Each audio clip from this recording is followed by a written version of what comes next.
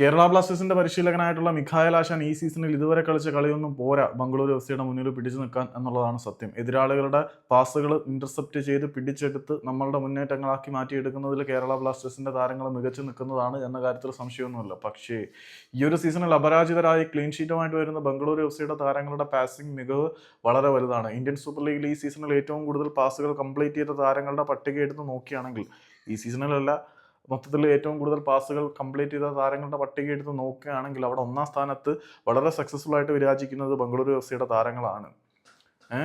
Top 5 ഇൻഡെക്സിൽ ആദ്യ 4 പേരും Bengaluru F C താരങ്ങളാണ്. ഒന്നാം സ്ഥാനത്ത് 244 പാസുകളുമായിട്ട് രാഹുൽ ബേഗെ നിൽക്കുന്നു. രണ്ടാം സ്ഥാനത്ത് 224 പാസുകളുമായിട്ട് ആൽബർട്ടോ നെഗ്വേര നിൽക്കുന്നു. 209 പാസുകളുമായിട്ട് പെഡ്രോ കാപ്പ മൂന്നാം സ്ഥാനത്ത് നിൽക്കുന്നു. 209 പാസുകളുമായിട്ട് നിഖിൽ പൂജാരിയും മൂന്നാം സ്ഥാനം പങ്കിടുകയാണ്. നോക്കണം എത്രമാത്രം ബൃഹത്തായ ഒരു ഡോമിനേഷനാണ് ബംഗളൂരു എഫ് സിക്കുള്ളത്. ഏറ്റവും വിജയകരമായിട്ട് പാസുകൾ കംപ്ലീറ്റ് ചെയ്തത് ബംഗളൂരു എഫ് സിയാണ്. സോ ബംഗളൂരു മത്സരം ബ്ലാസ്റ്റേഴ്സിന് കടുപ്പമുള്ളതായിരിക്കും.